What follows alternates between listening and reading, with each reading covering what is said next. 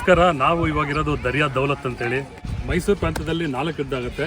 ಮೊದಲನೇ ಯುದ್ಧ ಹೈದರಾಲಿ ವಿಜಯ ಆಗ್ತಾರೆ. ಎರಡನೇ ಮಹಾಯುದ್ಧದಲ್ಲಿ ಹೈದರಾಲಿ ಮತ್ತೆ ಟಿಪ್ಪು ಸುಲ್ತಾನ್ ಜಯಗಳಿಸ್ತಾರೆ. ಯುದ್ಧ ಗೆದ್ದ ನೆನಪಿಗೋಸ್ಕರ ಒಳಗಡೆ ಚಿತ್ರೀಕರಣ ಮಾಡಿದ್ದಾರೆ. ಆಮೇಲೆ ಇಲ್ಲಿ ಇನ್ನೊಂದು ಇಂಟ್ರೆಸ್ಟಿಂಗ್ ಫ್ಯಾಕ್ಟ್ ಅಂದ್ರೆ, ಇಂಟ್ರೆಸ್ಟಿಂಗ್ ಹಿಸ್ಟರಿ ಅಂತಂದ್ರೆ, ಒಂದು ಕಿಲೋಮೀಟರ್ ದೂರದಲ್ಲಿ ಟಿಪ್ಪು ಸುಲ್ತಾನ್ ಜೈಲ್ ಅಂತ ಹೇಳ್ತಾರೆ. Tipu jail or water jail ಅಂತ ಹೇಳ್ತಾರೆ.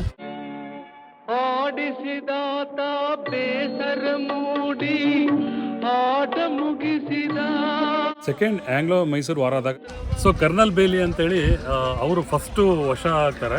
18 ಜನ ಬ್ರಿಟಿಷ್ ಅಧಿಕಾರನ್ನ ಸೆರೆ ಹಿಡ್ತಾರೆ. ಸೆರೆ ಹಿಡಿದು ಆ ವಾಟರ್ ಜೈಲ್ ಅಂತ ಮಾಡಿದ್ದಾರೆ. ವಾಟರ್ ಜೈಲ್ ಮತ್ತೆ ಟಿಪ್ಪು ಜೈಲ್ ಅಂತ ಹೇಳ್ತಾರೆ. ಅಲ್ಲಿ ಸೆರೆ ಹಿಡ್ತಾರೆ. 2 ಕೈಯನ್ನ ಕಟ್ಟಾಕ್ಬಿಟ್ಟು ಒಳಗಡೆ ನೀರು ಬಿಡ್ತಾರೆ. ಈಗಲೂ ಡ್ಯಾಮಲ್ಲಿ ಫುಲ್ ಆದ್ರೆ ಇಲ್ಲಿ ಗಂಟ ಬಂದ್ಬಿಡ್ತದೆ.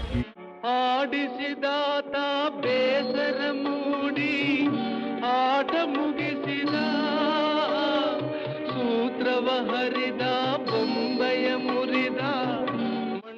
ಸಂಜೆ 6 ಗಂಟೆಯಿಂದ ಬೆಳಗ್ಗೆ 8 ಗಂಟೆವರೆಗೂ ಆ ಬ್ರಿಟಿಷ್ ಅಧಿಕಾರಿಗಳು ಏನು ಸೆರೆ ಮಾಡಿರ್ತಾರಲ್ಲ ಅವನ್ನೆಲ್ಲ ನೀರಲ್ಲಿ ಇಡ್ತಾರೆ.